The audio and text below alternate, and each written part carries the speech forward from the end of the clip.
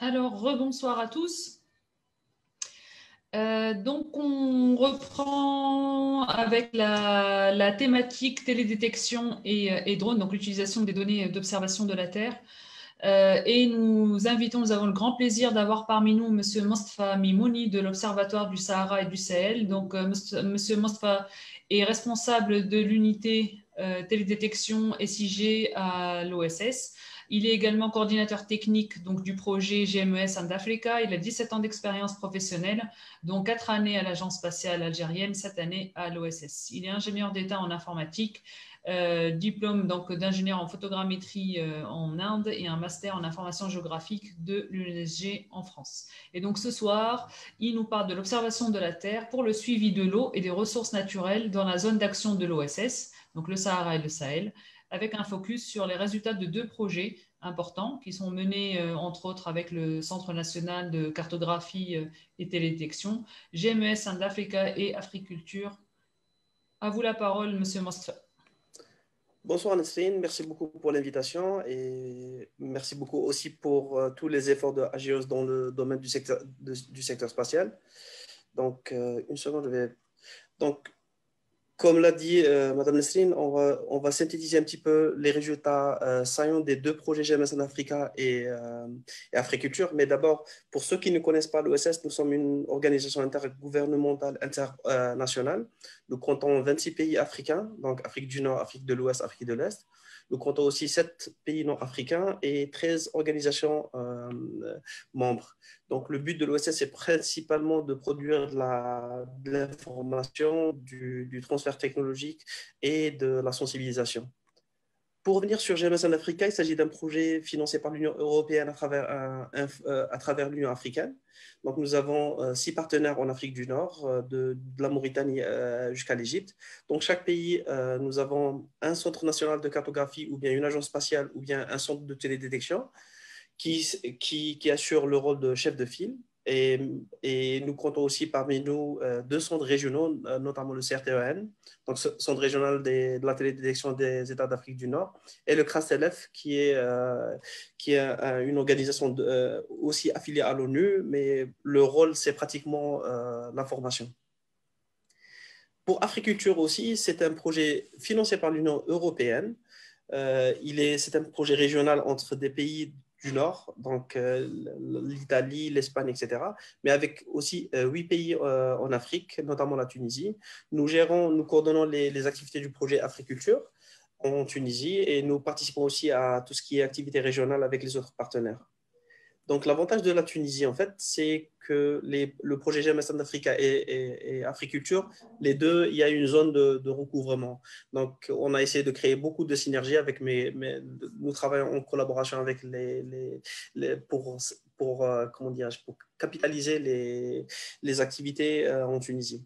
Donc, l'objectif de GMS en Africa, et pratiquement c'est quasiment pareil pour Africulture, c'est le support de l'aide à la décision dans la gestion durable de l'eau et des ressources naturelles à travers le développement de services opérationnels d'aide à la décision, à travers aussi le renforcement ou bien la dynamisation de tout ce qui est coopération régionale et la promotion du partage du savoir-faire entre les pays et entre les institutions, et aussi le renforcement de capacités, que ce soit en termes techniques, que ce soit en termes matériels et des partenaires.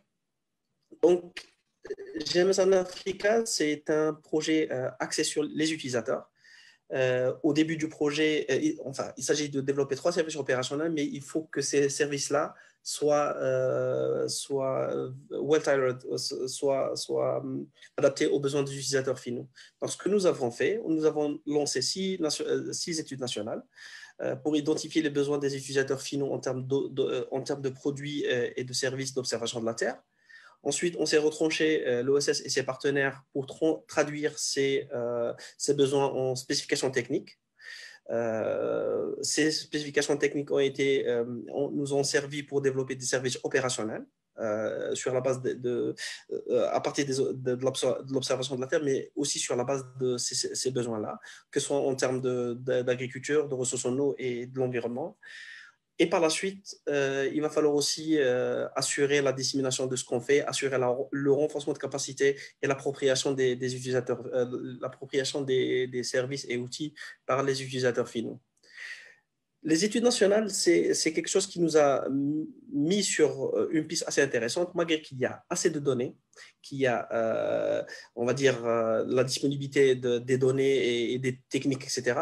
Mais ce qu'on a ressenti aussi, c'est que malgré que le potentiel est là, comme l'a dit Nesrine au début, mais il y a une très faible intégration de l'outil spatial de l'observation de la Terre dans la gestion durable de l'eau et des ressources naturelles et dans la prise de décision.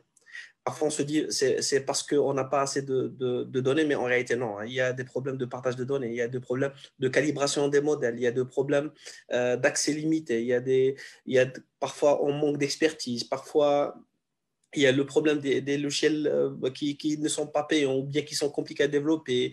Il y a un problème aussi de capitalisation de l'expertise. Il y a un problème de la non-implication des utilisateurs finaux. Il y a un problème de communication aussi. C'est une multitude de problèmes.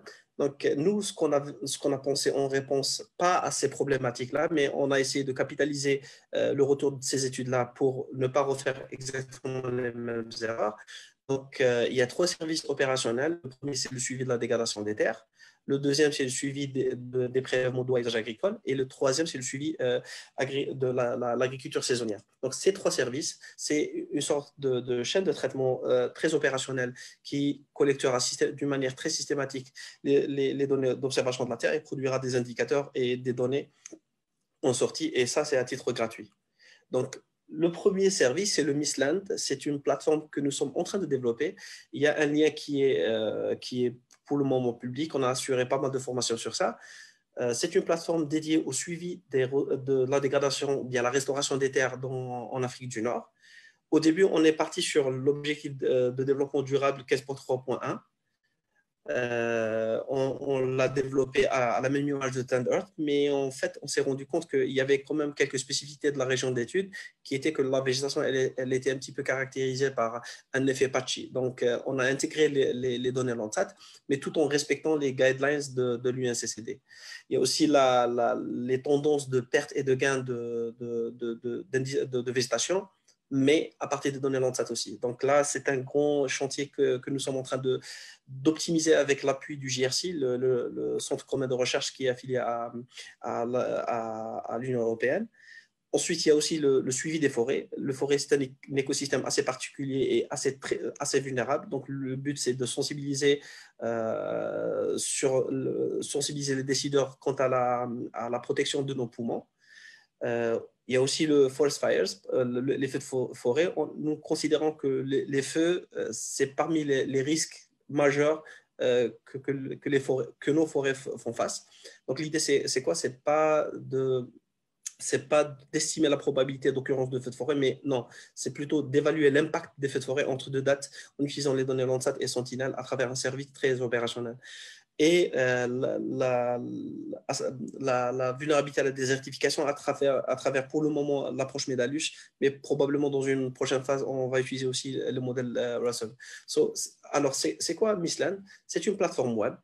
L'utilisateur final se connecte, il y a une panoplie d'indicateurs, il n'a qu'à cliquer sur l'indicateur, paramétrer les années de recherche et par la suite, il aura un export en formatif ou bien en format SIG de la carte.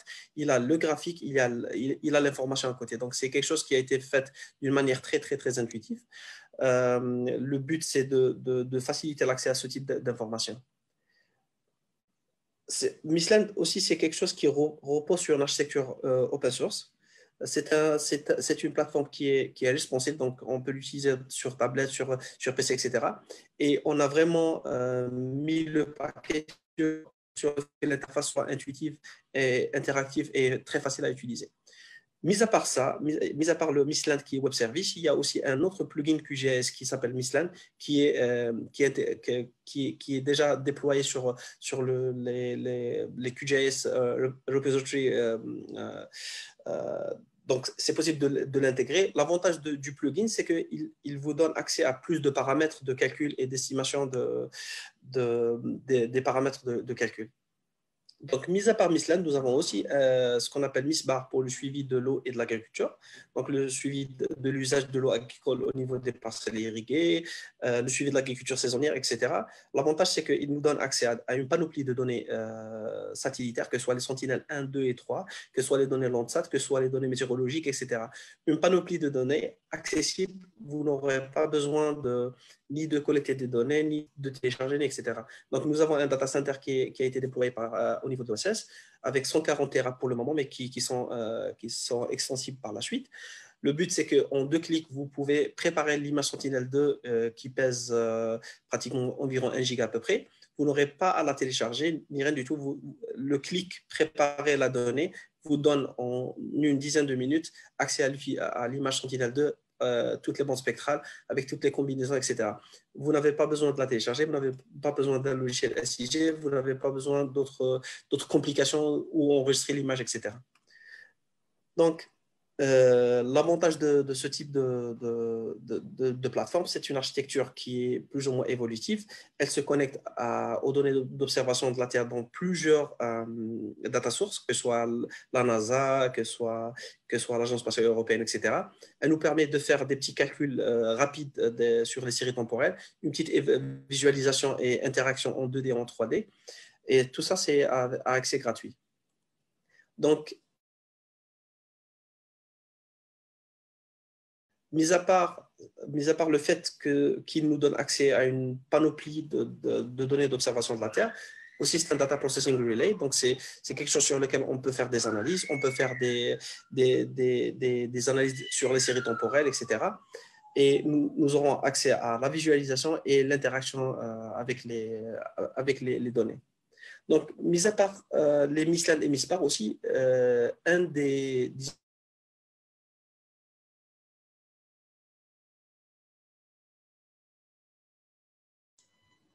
Mustapha, on ne t'entend plus.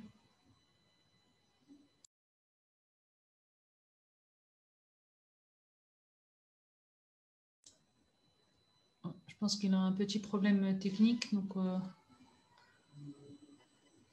on va attendre un petit peu.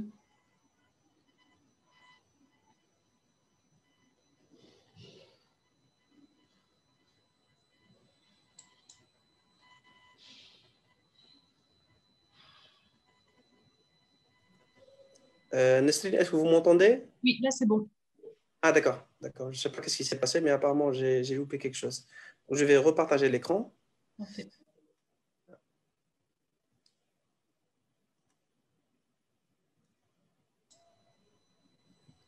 Je ne sais pas ce que nous sommes arrivés jusqu'à ce point-là ou pas? Non, attends. On s'était arrêté. Voilà, là, on était là. D'accord. Donc, Missbar, c'est quoi? C'est une plateforme, ou bien c'est un service opérationnel de suivi de l'agriculture et des prélèvements d'eau à usage agricole. C'est un data processing relay. En fait, il se connecte à une panoplie de serveurs d'imagerie, que ce soit Modis, que ce soit de l'Agence spatiale européenne, de l'USGS, etc.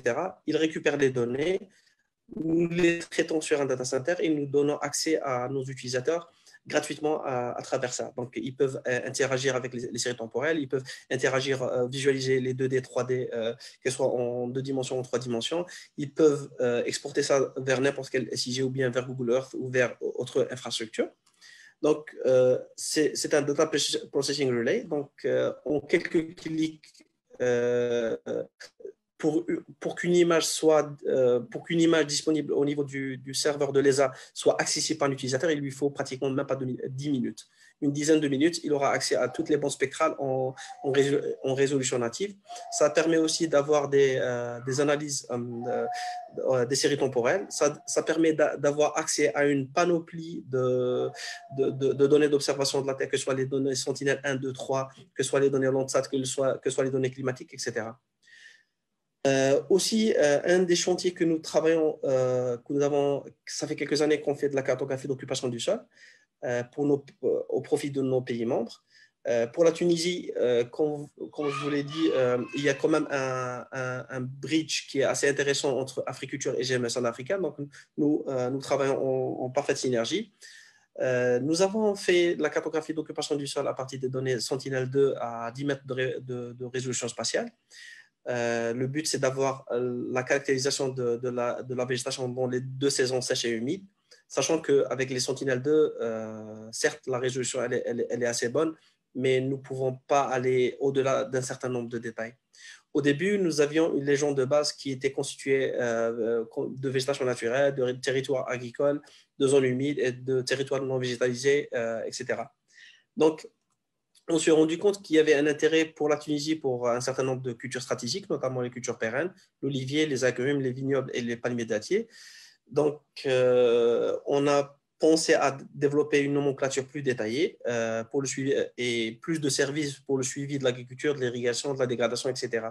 Donc, la nouvelle carte d'occupation du sol, elle a été produite en interne, revérifiée par plusieurs équipes pluridisciplinaires, stabilisées. Ensuite, on a eu des ateliers d'échange avec les utilisateurs finaux, notamment avec quelques CRD à travers l'Office national, l'Observatoire national de l'agriculture. Et finalement, nous sommes pratiquement dans la dernière phase je dirais pas validation, mais évaluation de la qualité. Mis à part la Tunisie, nous avons fait la cartographie d'occupation du sol des pays d'Afrique du Nord, qui sont les pays de la zone d'action de l'OSS. L'idée, c'est quoi? C'est d'avoir une couverture mise à jour de carte d'occupation du sol et qui servira comme base layer pour tout ce qui est service GMS. Aussi, pour la cartographie des cultures, c'est quelque chose qui est assez particulier parce que chaque culture, enfin, chaque compagnie agricole, elle a ses propres caractéristiques. Donc, ce que nous avons fait, c'est d'essayer de développer un workflow pour le traitement des séries temporelles et d'utiliser les techniques d'intelligence artificielle pour cartographier les cultures, mais à travers à partir des données gratuites et des outils gratuits. Donc, ce que nous avons fait, nous avons mené des missions terrain avec le CNCT, l'ONAGRI et les CRDA. Donc, les CRDA de Jendouba, de Bizerte, de Kéron et de Nabeul, que je vraiment tiens à remercier au passage.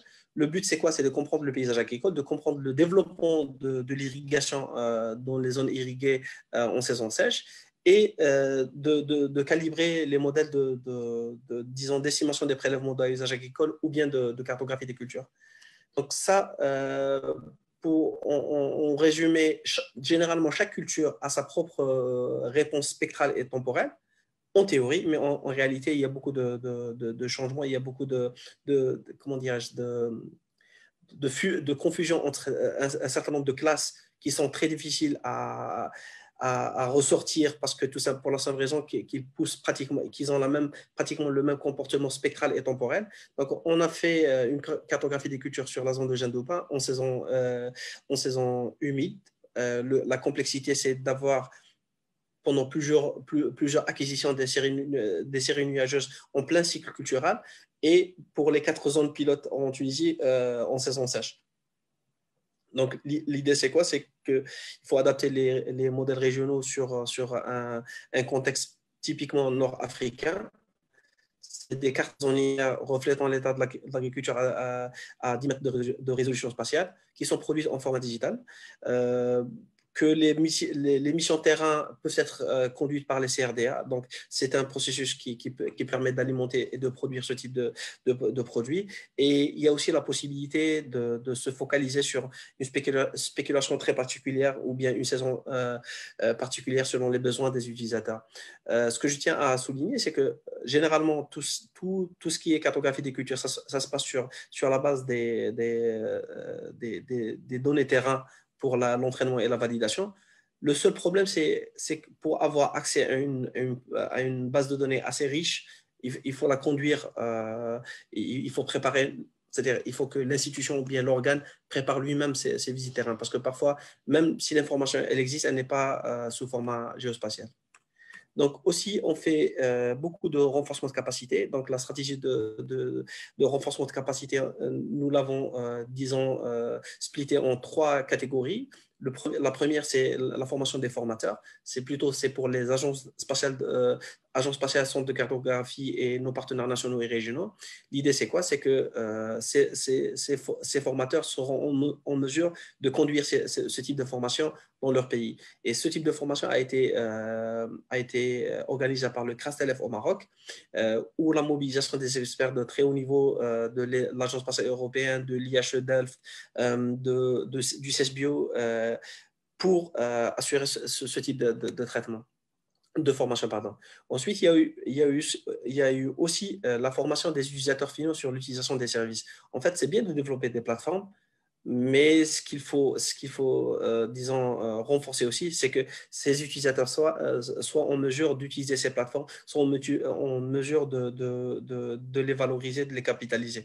Donc, nous avons conduit depuis décembre passé, et normalement, ces formations vont continuer jusqu'à mois de mars.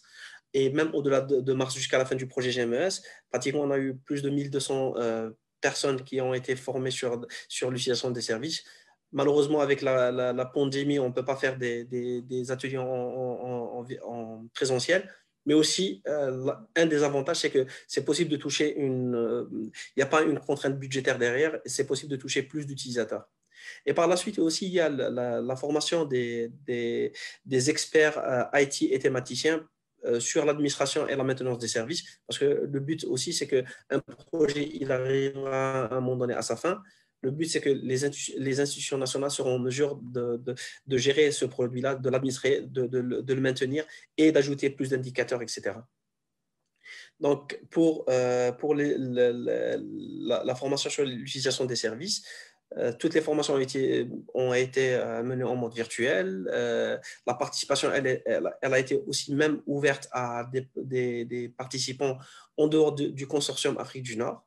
On a essayé d'assurer une diffusion large. Bien sûr, merci à nos partenaires, surtout nationaux, qui ont mobilisé les utilisateurs finaux. Et aussi, il y a le partage des vidéos et les supports de formation qui va vraiment aider. Donc, ce qu'on avait fait pour l'appropriation ou bien pour la durabilité de l'action du développement de Mistlan, c'est que le kit des indicateurs de suivi, ils ont été développés dans une approche participative entre l'OSS et ses partenaires. Donc, en réalité, c'est pas juste on applique ce qu'on trouve dans la littérature, mais aussi on capitalise l'expertise des partenaires nationaux et régionaux. Une fois le service a été fait, il a fallu former les utilisateurs sur l'utilisation des services. Et pour ça, on a mobilisé l'UNCCD, on a mobilisé le JRC, le Centre commun de recherche, on a mobilisé beaucoup d'autres partenaires très actifs dans ça pour assurer ce type de formation. Et par la suite, il va falloir développer des cas d'études pour montrer comment ces utilisateurs utilisent ces services dans leur propre région d'études, etc. Donc, le processus itératif de la collection des feedbacks et du versionning, c'est quelque chose qui va continuer même après la fin du projet. Donc, pareil pour Missbar, où le kit d'indicateur a été développé de manière très participative. Là, on a utilisé plutôt une approche hybride pour diviser entre les ateliers nationaux et les ateliers régionaux. Le but, c'est de mieux comprendre les caractéristiques ou bien les spécificités de chaque pays, parce que, comme vous savez, l'agriculture en Libye, en Égypte, en Mauritanie, en Algérie ou en Tunisie, c'est des paysages qui sont très diversifiés. Donc, pour des prélèvements d'OASG agricoles, je pense que c'est quelque chose qui intéresse beaucoup de partenaires et d'utilisateurs. Le problème, c'est que nous avons des territoires très, très étendus. Nous avons besoin d'approches plus ou moins réalistes et opérationnelles pour l'extraction des aires irriguées et lier ces surfaces-là à des prélèvements. Donc, nous avons développé une petite approche qu'on a testée en Algérie, qu'on a testée sur le Kérouanais et qu'on a testée même au Maroc pour extraire ces périmètres irrigués à partir de données Sentinel-2. Ensuite, l'idée, c'est aussi, c'est quoi? C'est d'estimer la pression exercée par les eaux, par les points d'eau illicites. Sur la base d'une petite connaissance du calendrier agricole et d'un inventaire des points d'eau à usage agricole qui a été mené en Algérie, au nord-est d'Algérie, nous avons pu ressortir que plus de 75% en réalité, parce que 50% c'est la manière politiquement correcte pour dire qu'on a un biais d'information, mais en réalité, il y a plus de 70% des prélèvements qui ne sont pas du tout بستاتيك connus. جليل طريق كيفاش طايح الببرة. Et c'est possible même d'aller au niveau à l'échelle de la parcelle pour déterminer s'il y a des trucs illicites. Et tout ça, on l'a fait pratiquement à partir des données Sentinel-2. Il y a aussi une zone d'étude qui est assez connue par les serres. Les serres, c'est des consommations réelles et pratiquement en mode continu. Le seul problème, c'est qu'on ne connaît pas la superficie, on ne connaît pas la dynamique des serres. Donc, ce qu'on a utilisé, c'est qu'on a fait un petit modèle pour extraire les serres à partir d'une image. Ce même modèle, on l'a testé sur une année et du coup, on a des images, des cartes mensuelles de l'irrigation réelle sur ces zones-là. Qu'est-ce qui pousse sous serre? Je n'en ai aucune idée, mais ce qui est sûr, c'est que du moment où la serre elle est installée, ça veut dire qu'il y a une agriculture qui est en bas. Et l'agriculture, généralement, elle est consommatrice d'eau, surtout si on considère le zonage agrométéorologique, où la pluviométrie elle est inférieure à 200 mm par an, et on connaît un déficit sérieux en termes de ressources en eau souterraine, jusqu'au point où il y a eu des risques d'intrusion saline. Et merci pour votre attention. Je reste à votre disposition s'il y a des questions. Merci, Monsieur Monstre. Merci pour cette présentation très riche et surtout pour les services opérationnels utilisant les données d'observation de la Terre concernant la dégradation des sols ou encore le suivi des ressources en eau et l'agriculture. Donc, plusieurs questions en fait reviennent aux mêmes. Donc, vous avez parlé de données de plateformes open source. Donc, est-ce que ces plateformes sont disponibles? Est-ce que les liens sont partageables? Quel est le public cible? Est-ce que tout le monde peut utiliser ces plateformes ou pas? Est-ce que le code et les données sont disponibles et si on peut contribuer à la plateforme si elle est open source? Donc ça, c'est les premières questions par rapport aux plateformes et aux liens. Donc, je vous laisse répondre par rapport à ce point. Donc, pour tout ce qui est plateforme, nous ne sommes pas une organisation à but non lucratif, en fait. On ne produit pas quelque chose pour la vente. Si quelque chose est produit, elle est gratuite, elle est accessible par tout le monde. Je peux partager juste après les liens temporaires, parce que c'est des plateformes en cours de développement. Les liens temporaires, que ce soit pour Mispar et Mislan, les données sont gratuites. Les codes sources, pas encore, parce que c'est quelque chose qui est en cours de développement, mais seront mises à disposition. Le plugin QGIS, il est gratuit aussi. On a fait même des formations. On peut partager avec tous les participants s'ils veulent un lien vers les formations. Donc, je vais juste les mettre dans un seul lien. Les formations, les supports de formation, les liens vers ces plateformes-là. Oui, effectivement, tout est gratuit, tout est accessible et tout est disponible.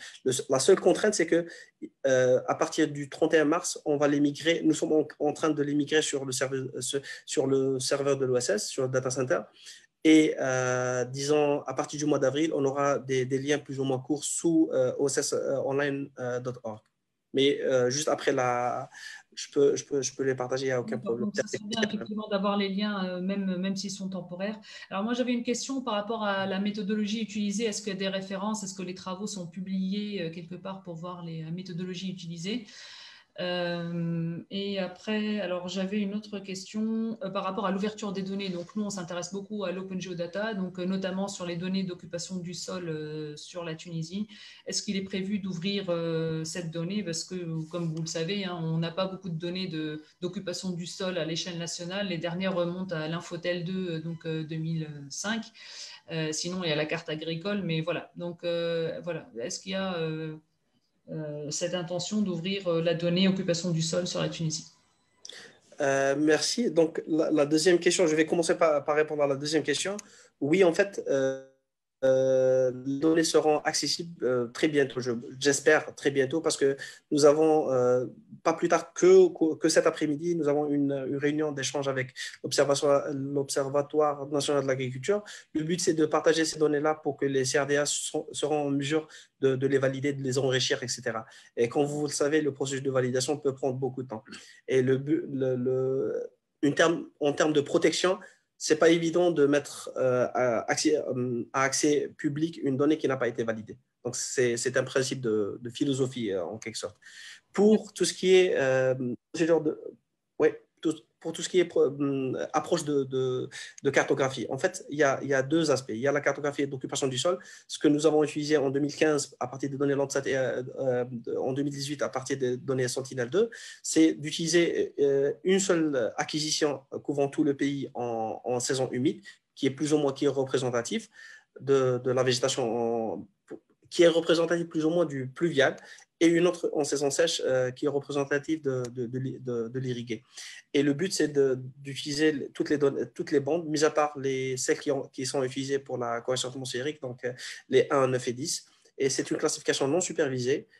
Et par la suite, il y a un premier passage pour labellisation des classes, un deuxième passage par une équipe complètement indépendante pour la détection des anomalies, des confusions et du post-processing. Donc, c'est quelque chose qui a été fait au minimum 2 à 3 fois en mode itératif pour la Tunisie. Et Monsieur Monstre, est-ce qu'il y a une référence là-dessus? Ma question portait sur la référence, pas vraiment sur la méthodologie en elle-même. Est-ce que c'est publié quelque part? Il y a un rapport, un article? Non, pas un article, mais un rapport, oui. Il y a un rapport qui est disponible au public? Oui, c'est une notice d'occupation du sol qu'on avait préparée pour accompagner les coupures qui ont été partagées avec les CRDA. D'accord. Si c'est possible d'avoir cette référence, ça nous intéresserait. D'accord, merci beaucoup. Alors, il y a beaucoup d'autres questions. On va laisser la partie discussion à la fin parce qu'on a pris du retard. Et donc, merci encore, Monsieur Monstre.